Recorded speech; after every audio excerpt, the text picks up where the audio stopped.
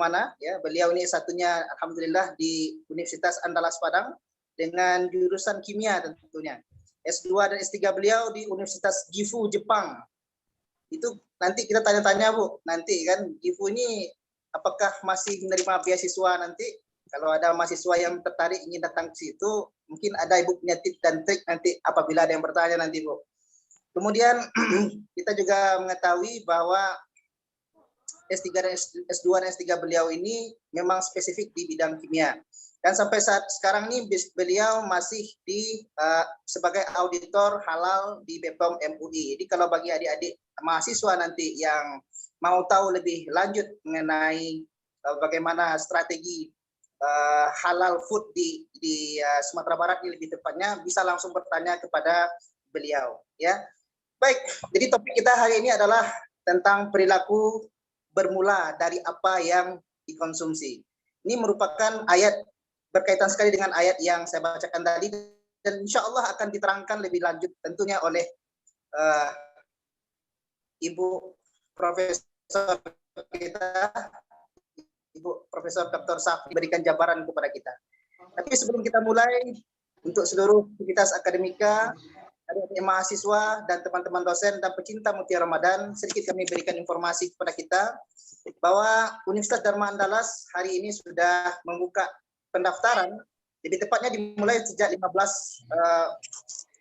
Maret 2021 dan berlangsung sampai saat sekarang ini. Jadi oleh sebab itu mari kita saling memberi informasi, berbagi informasi kita kepada teman-teman kita, sahabat kita, keluarga kita, sanak famili kita untuk mendaftarkan secepatnya ke Dharma Andalas sebelum kuotanya ditutup. Ya.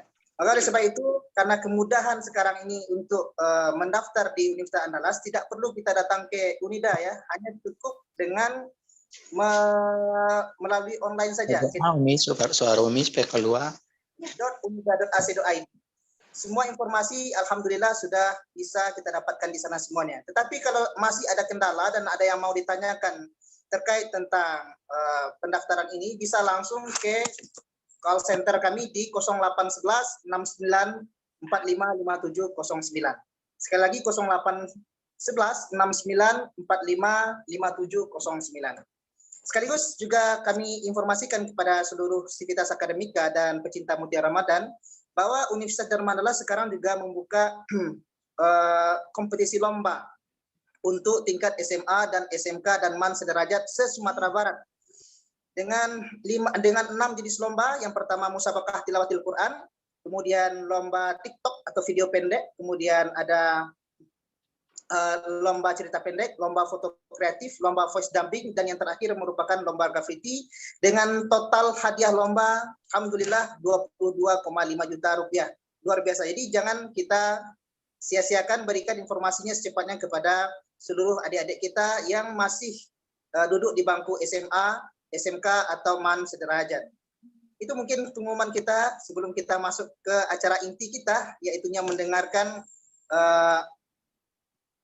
ceramah atau mungkin informasi berharga yang akan disampaikan oleh pemateri kita pada hari ini, yang tentunya akan sangat sayang sekali kalau kita lewatkan. Jadi tolong kita informasikan semuanya kepada teman-teman kita share ke grup-grup yang kita tahu, supaya bisa join dengan acara kita hari ini di Zoom yang sudah disediakan oleh host kita tentunya. Maka oleh sebab itu, seperti mana biasa, Ibu, mohon maaf ya Bu, penunggu, kita biasanya ada 2 sesi Bu. Yang pertama sesi pemaparan oleh pemateri, dan kemudian 5 menit sampai 10 menit itu nanti bicara tentang pertanyaan atau mungkin ada hal yang akan ditanyakan oleh sivitas akademika Ibu.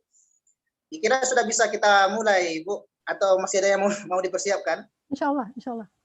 Alhamdulillahirrahmanirrahim. Tampaknya Ibu sudah bersemangat juga. Saya sebagai host sekaligus sebagai moderator dalam acara hari ini meminta dengan segala hormat kepada Ibu untuk memberikan kami ilmu yang terkait tentang perilaku bermutu dari apa yang dikonsumsi ini. Segala hormat kepada Ibu, kami persilakan Ibu. Terima kasih Ustadz Irsyad. Assalamualaikum warahmatullahi wabarakatuh. Oh, pada Zoom meeting hari ini. Ada terdengar suaranya Ustaz Irsad? Sudah Bu, bagus Bu. Ada ya? Sudah Bu, bagus. Assalamualaikum warahmatullahi wabarakatuh. Waalaikumsalam warahmatullahi wabarakatuh. Alhamdulillah. Alhamdulillahirabbil alamin. Wassalatu wassalamu ala asrafil anbiya'i wal mursalin wa ala alihi wa ashabihi rasulillahi ajma'in. Puji syukur kita panjatkan kehadirat Allah Subhanahu wa taala yang mana sampai detik ini kita masih diberi kesehatan ya, kesempatan sehingga kita masih bisa beraktivitas yang insya Allah seluruh aktivitas kita niatkan dalam rangka menggapai ridha Allah Subhanahu wa taala.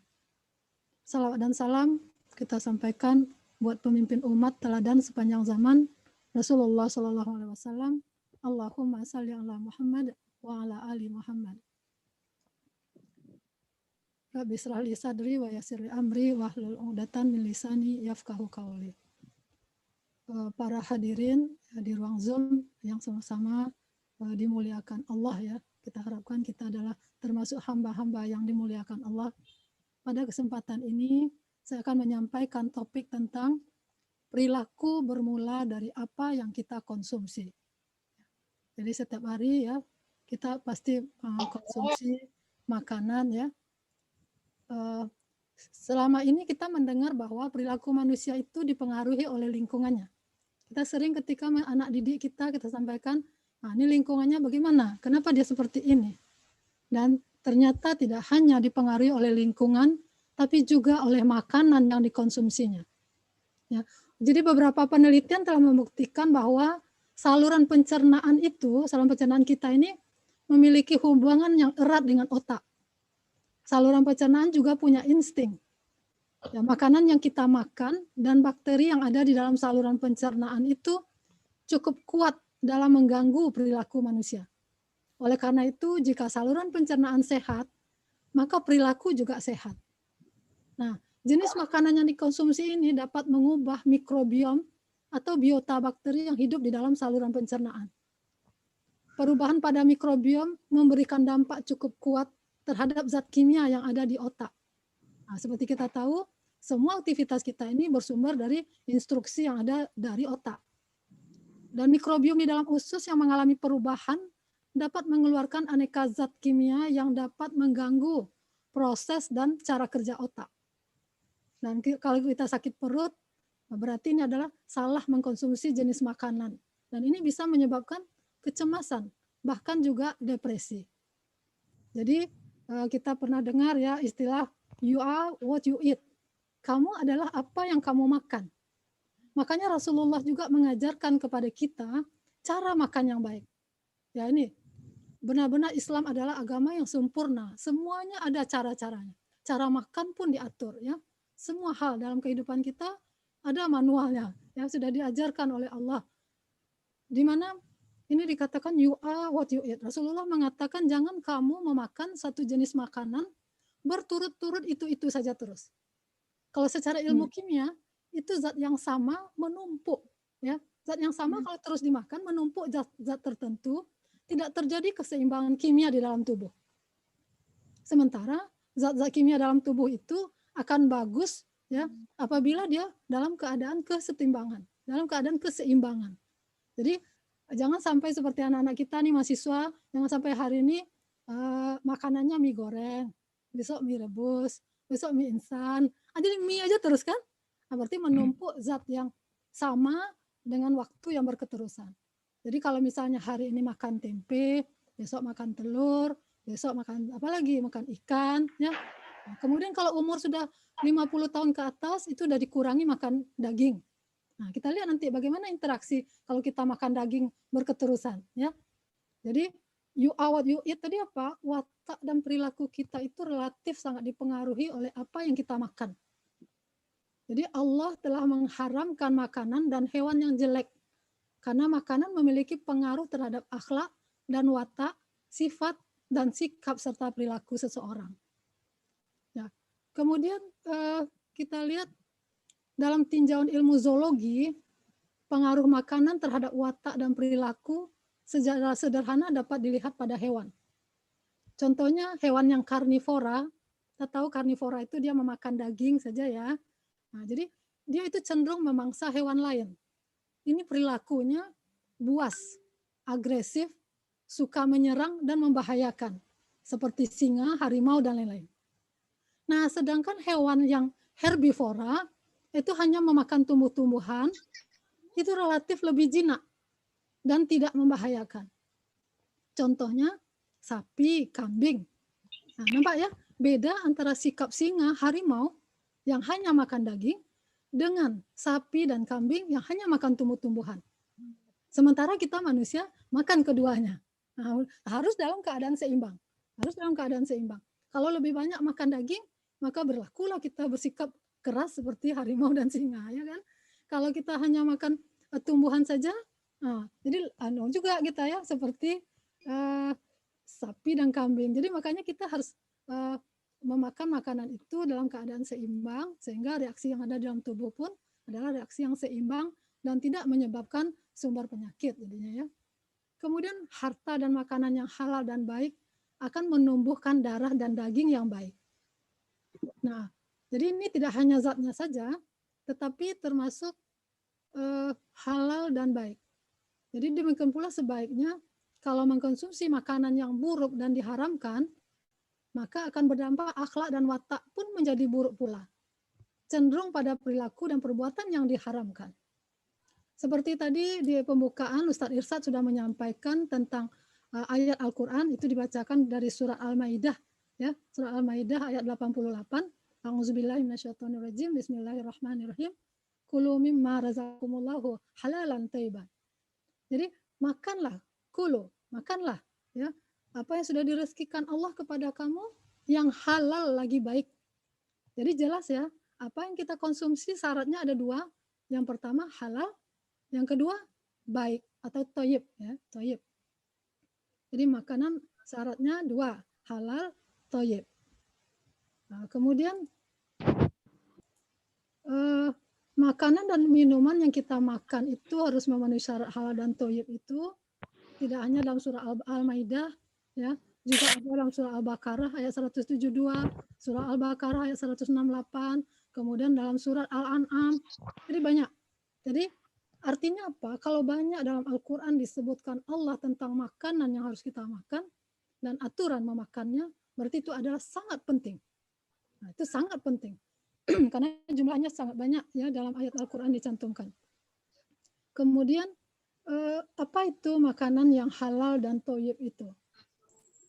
Sebentar kita contoh sederhana tadi belum apa yang saya mau sampaikan, contoh makanan yang kaya protein misalnya.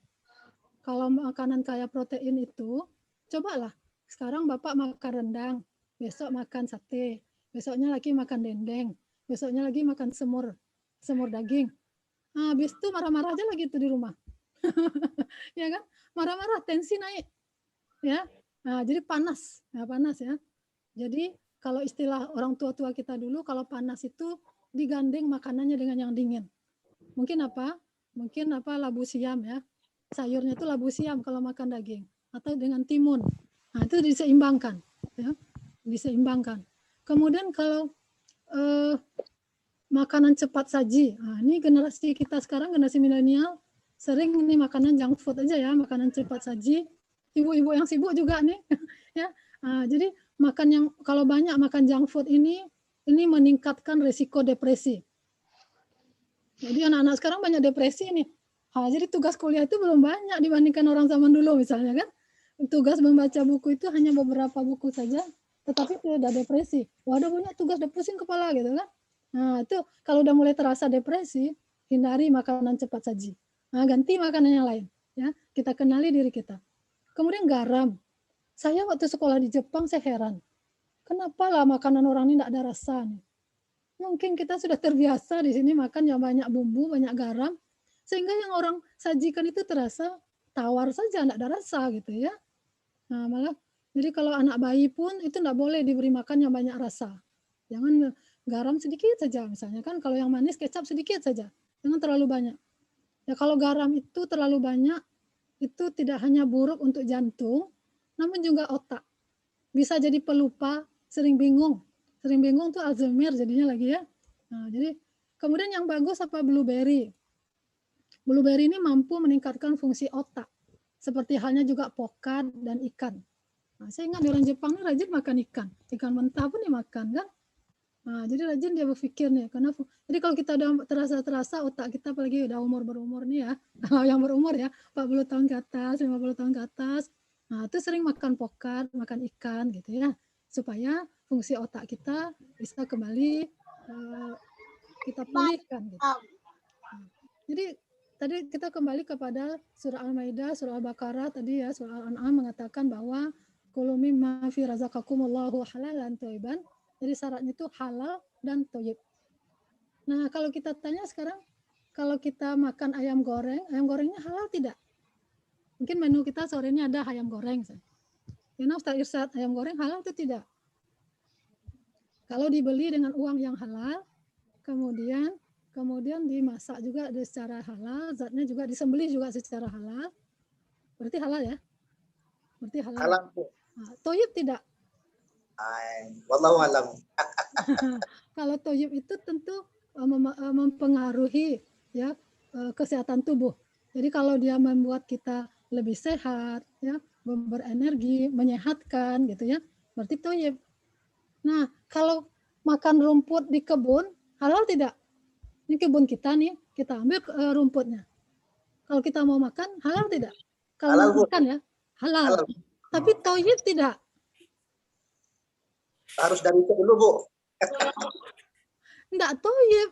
Betul. Hakikatnya manusia itu tidak makan rumput karena pencernaannya tidak dirancang untuk makan rumput ya. Berarti ada makanan itu yang halal dan thayyib, ada yang halal tapi tidak thayyib. Misal kalau sakit diabetes, kadar gula tinggi, minumnya berbuka terus teh manis, besok teh manis juga, besok teh manis juga. Nah, itu tidak thayyib lagi, itu menganiaya diri lagi itu. Kadar gula udah tinggi ditambah lagi gula gitu kan. Nah, itu tidak thayyib. Bagi orang tersebut, kalau kita yang kadar gula darahnya tidak tinggi, itu thayyib bagi kita gitu. Karena kan setiap hari kita butuh juga kadar gula masuk ke dalam tubuh beberapa sendok ya. Kemudian jadi yang thayyib tadi itu termasuk juga penyajian makanannya, apakah bersih, aman, berkualitas, kemudian proses pembuatannya, kemudian ada enggak zat yang membahayakan. Ya. Jadi di dalam Islam itu mengkonsumsi makanan yang halal itu sangat penting. Ya. Itu sebagai bukti keimanan kita. Karena memang Allah sudah katakan dalam Al-Quran tadi, yang harus dimakan itu adalah yang halal lagi thayyib. Tapi kalau sudah Allah mengatakan kita beriman kepada Allah, tentulah sami'na wa ta'na. Ya, aku dengar dan aku ikuti kalau memang itu perintah Allah. Itu konsekuensinya ketika kita sudah bersyahadat. Kita bersyahadat kan kita sudah bersyahadat nih, kita sudah mengaku Allah Tuhan kita, Muhammad Rasul kita gitu kan. Tentu kita ikuti aturannya. Nah, apa contohnya dalam Al-Quran mengatakan dalam surat Abasa ya surah 80 ayat 24, maka hendaklah manusia itu memperhatikan makanannya. Nah, itu perintah Allah. Betapa sayangnya Allah kepada kita. Allah pun menyuruh kita memperhatikan apa yang kita makan. Orang yang mengkonsumsi makanan yang tidak halal, niscaya akan menerima dampak yang sangat berat. Apa dampaknya? Nah, kalau sudah tahu dampaknya ini pasti kita akan berhati-hati sangat. Hadis riwayat At-Tabrani mengatakan, kata Rasulullah, setiap tubuh yang tumbuh dari makanan yang haram, maka hanya api neraka yang layak membakarnya. Subhanallah.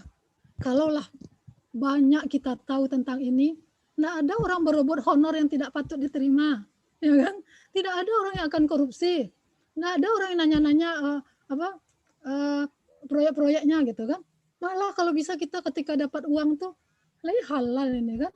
Halal enggak yang kita terima nih? Layak enggak yang kita terima nih? Sudahkah kita bayarkan zakatnya? Sudahkah kita bersedekah untuk menyucikan harta kita? Banyak pertanyaan. Kenapa kita terima segini? Rasanya kita kerjakan kurang gitu ya. Nah, kok kurang gitu.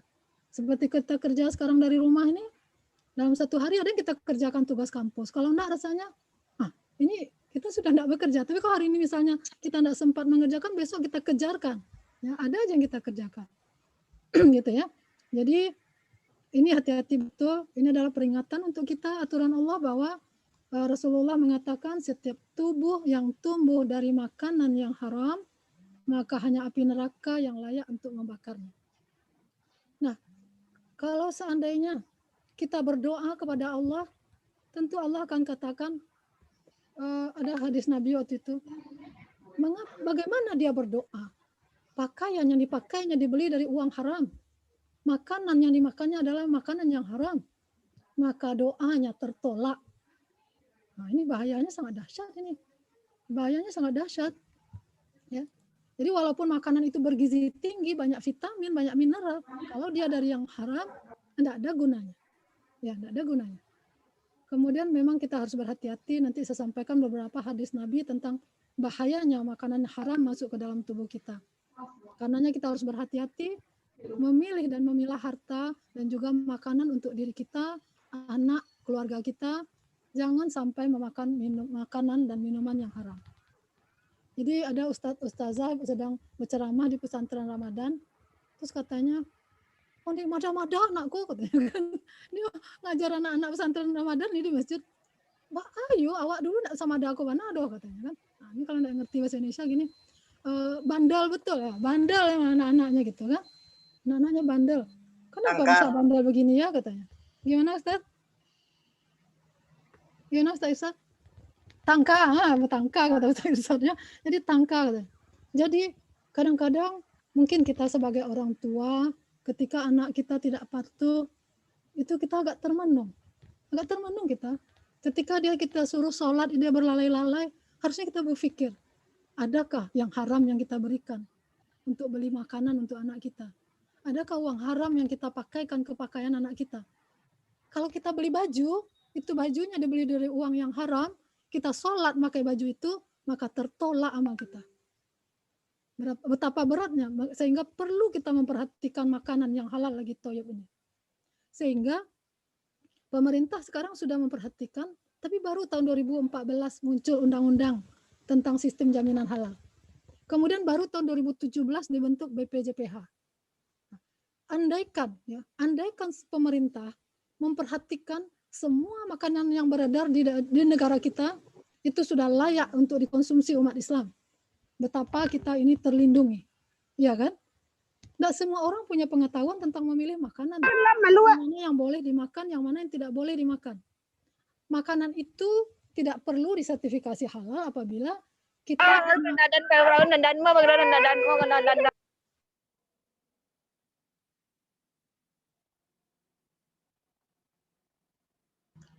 di unmute Bu Prof. Udah. Oh ya. Waduh, saya udah cerita. Jadi makanan itu perlu disertifikasi halal apabila dia mengalami proses pengolahan. Kalau tidak ada pengolahan, misalnya kita di kampung punya sawah, terus padinya dipanen, kemudian jadikan beras kita makan. Kemudian ayamnya diambil di kandang. Kemudian telurnya juga dari dari kandang juga. Kemudian ikan ada di kolam ikan, itu tidak masalah. Nah ini kecuali apabila ikannya itu di dalam kolam tetapi ada kotoran yang dimakannya, maka namanya ikan itu adalah jalalah. Jalalah artinya ikan itu harus dikeluarkan dulu dari tempat tinggalnya itu, dihidupkan dulu di air yang bersih 2 hari, paling lama seminggu ya, kemudian baru kita konsumsi. Saya masih ingat ketika kecil-kecil dulu, kalau beli ayam itu tidak dipotong, itu dibeli oleh orang tua ya. Jadi orang tua mama kita pergi ke pasar dibeli ayam, kemudian dibiarkan dulu, dikasih makan beras, dikasih jagung, kemudian berapa hari lagi baru dipotong oleh orang tua laki-laki kita kan, ya kan? Jadi rasanya saya pikir anak-anak tangka tadi Ustaz mungkin kalau beli ayam sudah dipotong, tidak hati-hati kita beli, jangan-jangan disembelih dengan cara Islam atau tidak? Iya betul, Bu. Kan? Kita tanya itu. Jadi, kalau saya beli ayam seperti itu, Bu. Ditanya Pak, dulu ya. Pak, naik katanya. Baru diambil. Nah, pernah juga gini, kita pergi ke pasar, maaf ya Pak, tolong baca bismillah madok ke kiblat ya Pak. Yang elok Bapak yang jualnya, yo katanya galaknya kan, mengerti dah. Tapi kalau yang tidak, membudiknya, mengerti enggak membudek? Membudek ini apa ya? Bermasa muka dia, lalu Kalau nak ke Mambali nanti, katanya kan. Kalau nak ke Mambali nanti. Betapa sedihnya ketika ibu-ibu ingin belanja, mencoba mencarikan yang halal untuk keluarganya, tetapi si penjual tidak paham, gitu ya. Dan hati-hati juga kalau ayam itu akan disembelih oleh penjualnya, jangan diajak bicara. Misalnya dia akan menyembelih nih, dari pegangnya leher ayamnya, ya dipegang pisau yang tajam menghadap ke kiblat, orangnya ini juga sholat, ya harus sholat ya orang yang menyembelih hewan ini untuk kita konsumsi ini. Kemudian datang ibu satu lagi mau beli, berapa ayam 1 ekor Pak? Pas terpotong tersebutlah 40.000. Berarti ayam dipotong dengan menyebut 40.000. 40.000. Nah, sementara aturannya apa? Sembelih harus dengan menyebut nama Allah. Nah, ini harus hati-hati. Nampaknya sederhana. Jadi saya pikir-pikir kenapa kerusakan moral, kenapa kerusakan akhlak begitu menjadi-jadi, mulai dari anak-anak sampai orang tua yang udah mau mati pun gitu kan. Jadi artinya udah parah betul kondisi kita gitu. Jadi saya pikir apa yang kita makan ini memang haruslah kita bersama-sama ya, bersama-sama kita sosialisasikan ke masyarakat. Jadi saya sampaikan juga ke ibu-ibu majelis taklim ya. Jadi hati-hati, jangan ingin cepat saja belanja. Dulu baru saya dapat belajar ini, kalau di Jepang dulu mulanya saya beli makanan seperti ciki itu, ciki-ciki zaman dulu itu. Terus sebelum saya makan ditegur oleh teman yang sudah lama di Jepang. Orang kita, orang Islam ya. Bu Safni, tunggu, jangan dimakan dulu katanya kan. Kenapa? Ini kan sama kayak makanan kita. Baca dulu Bu katanya. Kita baru datang di Jepang, enggak pandai bahasa tulisan Jepang, kayak tulisan cacing-cacing benang kusut itu kan. Terus saya bilang, mana kodenya enggak boleh? Yang ada kodenya pakai lemak babi, pakai daging babi, coba tulis. Saya ingat-ingat itu ya. Ingat-ingat itu. Jadi sejak itu kita peduli. Maka pulang dari Jepang pun saya lebih peduli lagi jadinya. Malu kan? Malu. Kemudian memang agak lama. Jadi ibu bapak harus bersabar. Ya anak-anak juga bersabar dalam belanja. Karena kita harus lihat expired date-nya. Kita harus lihat ingredients-nya. Kita harus lihat kalau nggak mengerti ingredientnya nih boleh atau tidak boleh, cari dulu gitu kan. Pertama saya juga marah anak-anak. Sama Umi ini belanja lama betul. Baca-baca pula dulu. Setelah dibaca enggak jadi pula dibeli katanya kan. Jadi itu kita lama belanja memilih yang akan kita makan itu insya Allah menjadi amal bagi kita. Ibadah bagi kita memilih makanan itu. Ya. Jadi enggak jadi beli biarlah enggak apa-apa gitu kan. Jadi lama-lama udah terbiasa baru kita tahu ini boleh ini enggak boleh gitu ya. Jadi harus bersabar kita. Bersabar karena demi tadi ancamannya tadi kan apa yang kita makan tumbuh menjadi darah daging. Kalau ada daging yang haram tumbuh api neraka yang layak membakarnya. Amal ibadah kita tertolak. Pergi haji kita bilang labbaik Allahumma labbaik. Apa kata malaikat? Tidak ada labbaik. Tidak ada, kamu diseru karena uang yang kamu pakai uang haram. Ya, bekal yang kamu bawa bekal haram. Wah, ini kita nauzubillah memang cemas kita kan? Memang cemas. Bagaimana kita? Apalagi dulu pergi berhaji itu vaksin meningitis itu belum yang halal waktu itu. Jadi saya pikir pantas juga. Pergi naik haji kan 40 hari. Sebelum 40 hari kita disuntik meningitis. Kemudian selama 40 hari kalau ada yang haram kan amal kita tertolak. Kalau zaman dulu itu tidak ada vaksin. Zaman dulu kan memang tidak ada penyakit, tidak ada virus gitu ya. Satu orang saja haji di kampung itu berubah kampung itu. Betul, Bu. Hampir haji tapi tidak ada yang berubah gitu ya. Apa tertolak haji kita ini? Saya sering berpikir gitu. Apa pergi haji lagi gitu ya? Apa tertolak? Kenapa disuntik meningitis waktu itu dengan suntik yang kita memang tahu tuh waktu itu belum ada yang halal. Ya. Jadi memang ini perlu teknokrat, perlu saintis. Saintis Islam inilah yang akan mendukung bagaimana kita bisa menjalankan syariat Islam dengan baik. Ya, buatlah vaksin yang halal. Ya, bikinlah makanan, olah makanan ini dengan cara yang halal gitu ya. Pada ceramah tahun lalu kita sampaikan itu Ustaz Irsyad ya, bagaimana makan contoh-contoh makanan itu ciri-cirinya yang boleh dimakan dan tidak boleh dimakan. Jadi ciri-ciri makanan halal itu jelas ya, pada Al-Qur'an sudah disampaikan bahwa yang dilarang itu babi, kemudian darah, bangkai ya. Nah, itu tidak boleh. Hewan kotor ya. Kenapa tidak boleh? Karena hewan itu karakternya itu terpengaruh pula ke karakter kita nantinya. Makanya hewan yang memakan makanan yang kotor, yang wataknya tidak bagus, itu tidak boleh kita makan. Kemudian bermanfaat bagi pertumbuhan kesehatan manusia. Kemudian tidak merusak badan, akal maupun pikiran. Ya, tidak najis. Nah, halal itu apa? Ini hampir terakhir ya Ustaz Irsad. Yang pertama halal itu halal zatnya. Kemudian halal cara memperolehnya. Halal cara memprosesnya, dan halal cara menyajikan ya atau mengemasnya.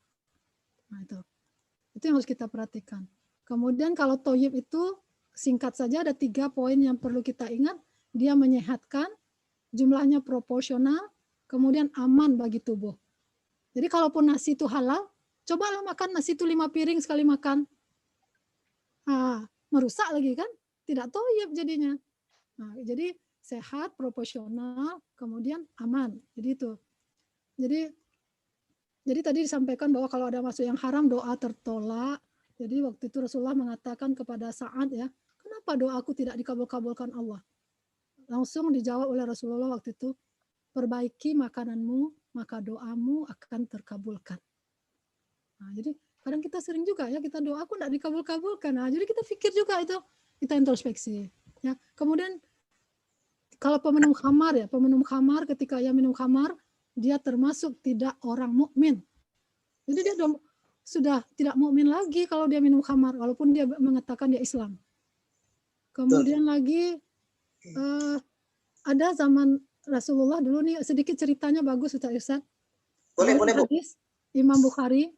Jadi waktu dia masih bayi, dia menangis. Kalau salah tolong dibetulkan Ustaz Irsad, saya lupa nih. Saya masih ingat-ingat cerita Imam Bukhari kalau tidak salah waktu kecil. Ketika dia menangis, minta disusui, ketika itu ibunya tidak ada di situ. Karena dia menangis terus, maka dia diambil oleh seorang ibu dan disusukan. Kemudian datanglah bapaknya, melihat anaknya disusukan oleh orang yang dia tidak kenal, langsung dia balikkan badan anaknya, balikkan tuh kaki ke atas, kepala ke bawah gitu ya. Dia keluarkan lagi air ASI yang masuk ke dalam tubuh anaknya. Sampai keluar. Jadi begitu betul orang tuanya memperhatikan makanan anaknya, sehingga sang anak bayi tadi menjadi ahli hadis, yaitu Imam Bukhari. Betul itu, Bu. Memang benar. Begitu susu air ASI saja, tidak boleh dia yang dari orang lain yang dia tidak tahu orang itu mengkonsumsi makanan apa. Akhirnya itulah dia tumbuh menjadi ahli hadis, punya pemikiran yang cerdas, ya, otak yang cerdas, hati yang kalbu yang bersih gitu ya, yang sabar. Tapi kadang dia, ini kadang kita introspeksi juga nih. Apa katanya ketika mengajar murid-muridnya? Terkadang saya juga marah kepada murid saya. Lalu dia katakan, bisa jadi ada ASI yang masih tertinggal ketika kecil itu, tidak sempat terkeluarkan. Itu yang membuat jiwa saya kadang juga pemarah. Wah, saya juga kadang marah sama mahasiswa, saya bilang kan, mendengar hadis nih, langsung saya berpikir, wah kita marah juga sama mahasiswa, anak juga dimarahi. Waduh, jangan-jangan kita makannya nih belum berhati-hati, belum cukup berhati-hati, ya. Apalagi makanannya banyak beredar ini, dulu kita makan saja, nggak tahu kita dia terbuat dari apa, ya. Biasanya orang marah nih Ustaz Irsad, payah perlu cari-cari apa yang mau dimakan. Orang makan juga, makan aja lah katanya kan. Nah ini, jadi padahal kan kita visi hidup kita sudah jelas pada surat Al-51, surat Az-Zariyat Al-56. Wa ma khalaqtul jinna wal insa illa liya'budun. Kita ini tidak diciptakan kecuali hanya untuk menyembah kepadaku, kata Allah. Karena menyembah kepada Allah, makanya kita ikhlas menggunakan waktu kita, meluangkan waktu kita dengan sengaja untuk memilih makanan yang halal lagi thayyib. Jadi demikian, mudah-mudahan bisa kita amalkan ini, ya. Ya mudah-mudahan bisa kita amalkan, karena begitu bahayanya kalau ada makanan haram masuk ke tubuh kita, ya. Doa kita tertolak, amalan kita tertolak, haji kita tertolak, sedekah kita tertolak, sholat tidak diterima. Makan yang haram 40 hari amal tidak diterima. Kalau makan terus-menerus berarti kan terus-menerus amalnya tidak diterima. Ya kan? Bersilaturahim, memberi hadiah juga tidak ada gunanya gitu. Demikian Bapak Ibu, mudah-mudahan ada manfaatnya. Kalau itu benar adalah dari Allah, kalau tidak benar itu mungkin saya yang punya kelemahan dalam menyampaikan. Mudah-mudahan dapat kita amalkan demi untuk kita dan anak keturunan kita dalam rangka merubah generasi menjadi generasi yang lebih baik. Billahi taufiq wal hidayah. Assalamualaikum warahmatullahi wabarakatuh. Waalaikumsalam warahmatullahi wabarakatuh. Sebelumnya terima kasih banyak kami ucapkan kepada Bu Safni ya sudah memaparkan begitu detail ya tentang masalah perubahan perilaku karena makanannya kalau tidak sempurna halalnya dan baik, maka tentu akan ada perilaku lain yang akan terjadi kepada yang mengkonsumsinya.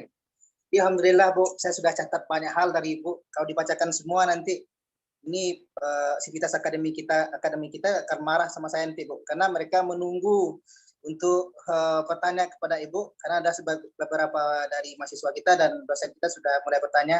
Dan juga selamat datang sebelumnya kepada Pak Rektor. Pak Rektor tidak bisa menyapa.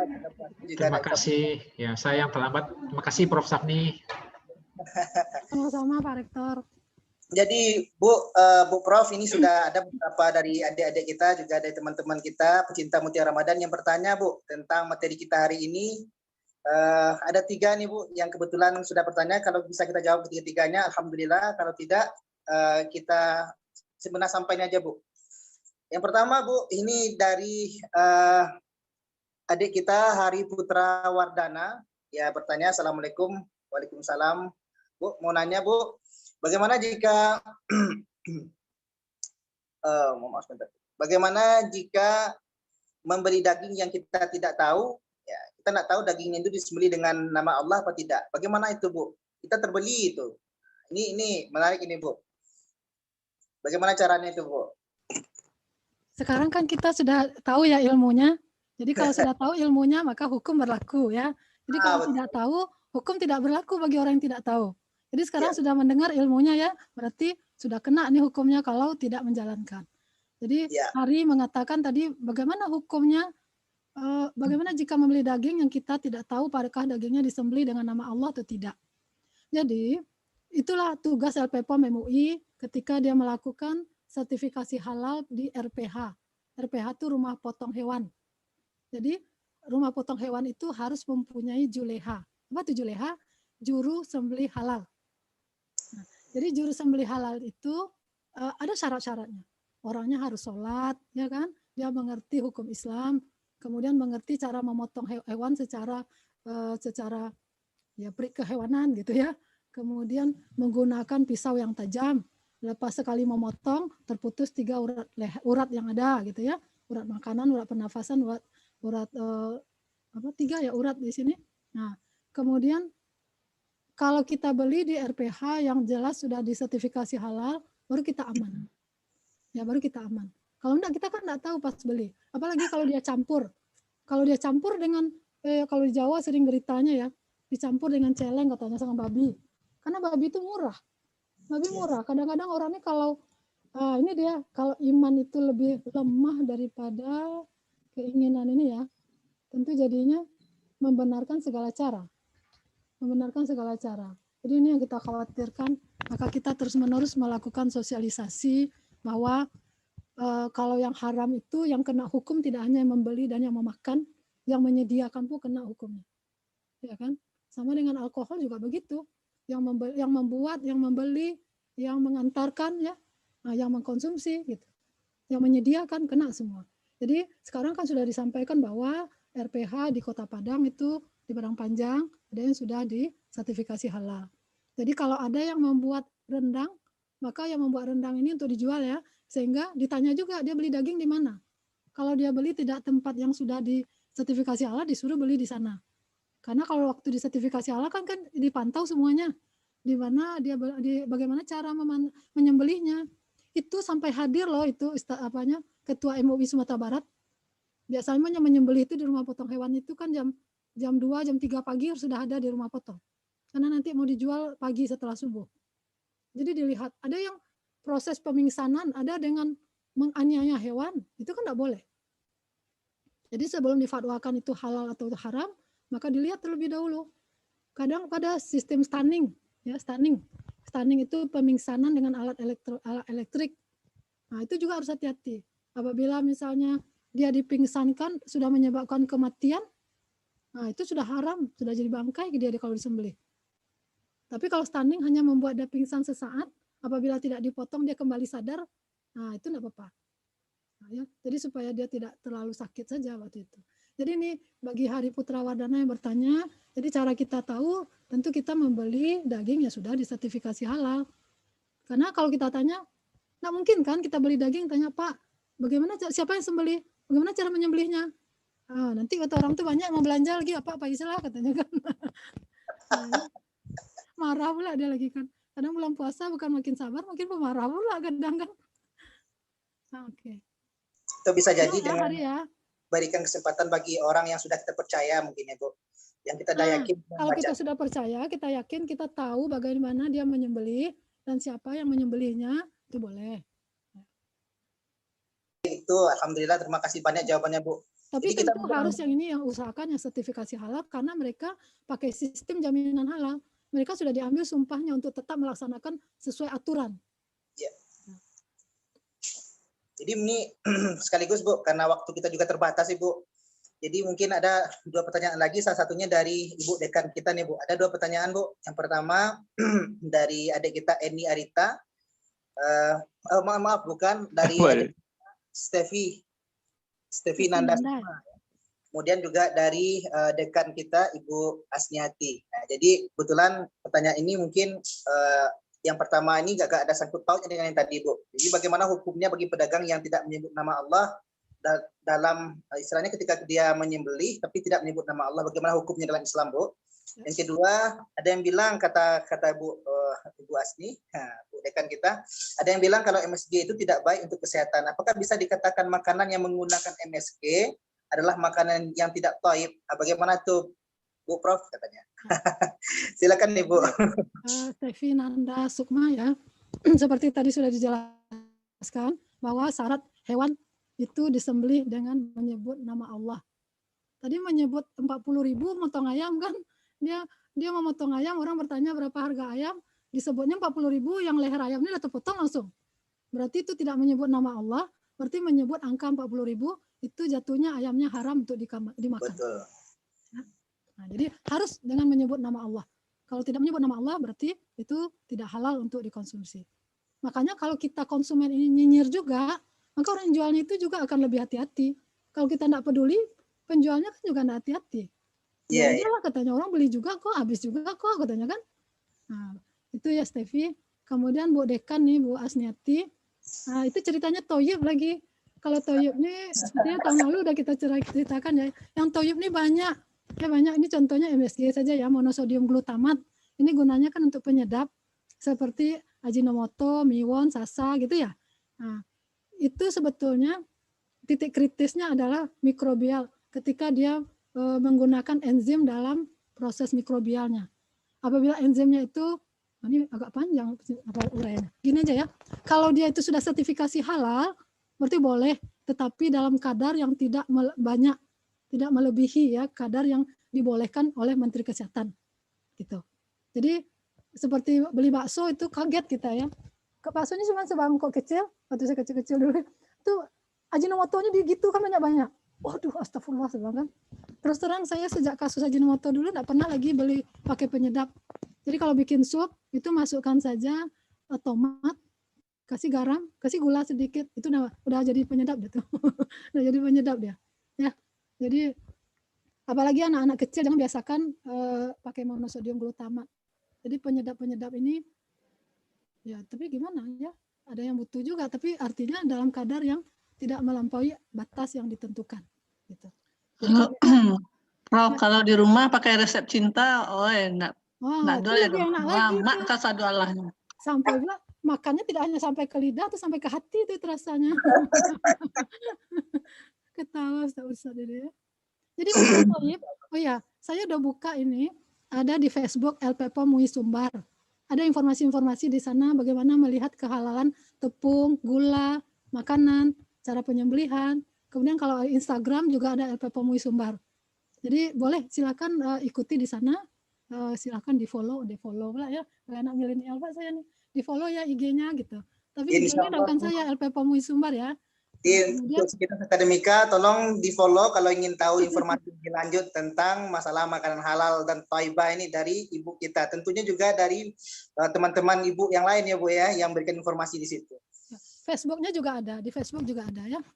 Jadi artinya karena masalah thayyib ini banyak, jadi kami aja pelatihan itu udah ngerti nih, udah pergi audit nih. pelatihannya itu minimal 4 hari. Jadi menjelaskan tentang halal dan thayyib ini pelatihannya minimal 4 hari gitu. Betul. Ini ringkasnya aja yang kita sampaikan sekarang. Baik Ibu, Belum terima semua. kasih banyak, Ibu. Ini karena juga sebentar lagi saya takutnya Ibu Bapak marah nanti Ibu belum siap, Ibu masih cerita juga kita mau buka ya.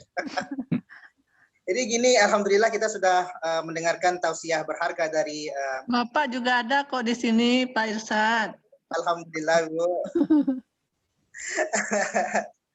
Alhamdulillah kepada seluruh sivitas akademika, mahasiswa dan dosen juga termasuk pecinta Mutiara Ramadan. Alhamdulillah kita sudah dengarkan tausiah kita dari Ibu Profesor Dr. Safni MN. Alhamdulillah kita juga sudah beberapa pertanyaan juga diajukan dan dijawab oleh beliau. Sebelum kita tutup mungkin kita minta sedikit lagi Bu dari kesimpulan yang bisa disampaikan tentang materi kita hari ini Bu. Baik, untuk sebagai penutup yang perlu kita ingat itu tadi salah satu ayat surah Al-Maidah yang juga didukung oleh ayat-ayat lainnya, surah Al-Baqarah, surah Al-An'am, ya. Kulu mimma fi razaqakumullahu halalan thayyiban. Jadi konsep makan itu adalah makan yang halal lagi thayyib. Kalau dia halal pasti thayyib. Kalau thayyib belum tentu halal. Ya. Jadi makanan halal dan thayyib tidak hanya untuk orang Islam, tetapi baik untuk semua umat manusia.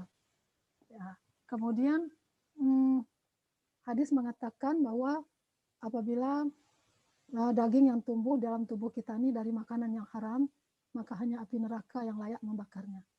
Dan doa kita tertolak, amal-amal kita tertolak, maka mari kita waspada, saling mengingatkan dalam mengonsumsi makanan.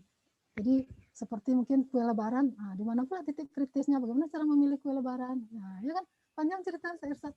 Jadi penutupnya gitu aja, mari kita belajar lebih banyak menentukan bagaimana halal dan thayyibnya makanan yang kita konsumsi, tidak hanya menentukan seperti hubungan kita dengan Allah, tetapi juga karakter anak bangsa ini perlu dibentuk melalui pemilihan makanan yang halal lagi thayyib. Baik, terima kasih banyak Ibu. Sekali lagi kami ucapkan semoga apa yang sudah Ibu berikan kepada kami ini berkah hendaknya di bulan Ramadan ini, semoga mendapat pahala yang berlimpah ganda dari Allah hendaknya Bu. Amin, ya Rabbal Alamin. Terima kasih Prof. Ya, Terima kasih banyak sama-sama. Terima kasih semuanya. Sekali lagi kami ucapkan dan mungkin Ya, sama-sama Prof. Safni. Terima kasih. terima kasih banyak semuanya juga kepada Bapak Rektor dan Bu Dekan yang sudah bergabung bersama kami ya di dalam Mutiara Ramadan ini, dan juga kepada Ibu-ibu Kaprodi juga hadir, Bapak Kaprodi juga pada hadir, Pak. Prodi dan Tendik yang alhamdulillah ikut hadir bersama kita.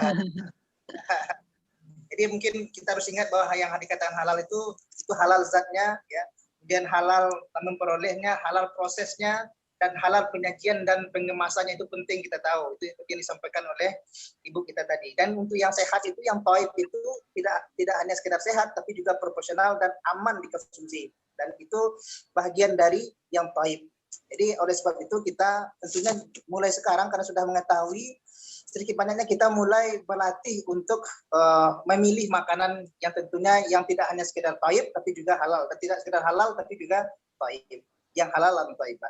Semoga berkah untuk kita dalam bulan Ramadan ini. Insya Allah besok kita akan bertemu lagi dengan materi yang berbeda. Sekali lagi ribuan terima kasih kepada Bu Safni. Dengan Bapak Ketua Yayasan, Bapak Prof. Masrul besok.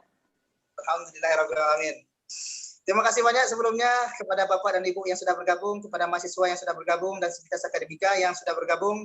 Jumpa lagi besok dengan tema yang berbeda. Akhirul kalam, mohon maaf segala kekurangan dan terima kasih atas segala perhatian. Billahi taufiq wal hidayah. Assalamualaikum warahmatullahi wabarakatuh. Waalaikumsalam. Selamat berbuka, Bapak dan Ibu. Terima kasih Bu Safni. Ya, selamat berbuka dengan halal dan thayyib. Amin.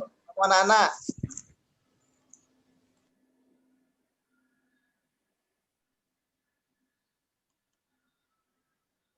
Irsad besok Pak Masrul Irsad sama Jadi, Pak. ya. Oke, siap ya.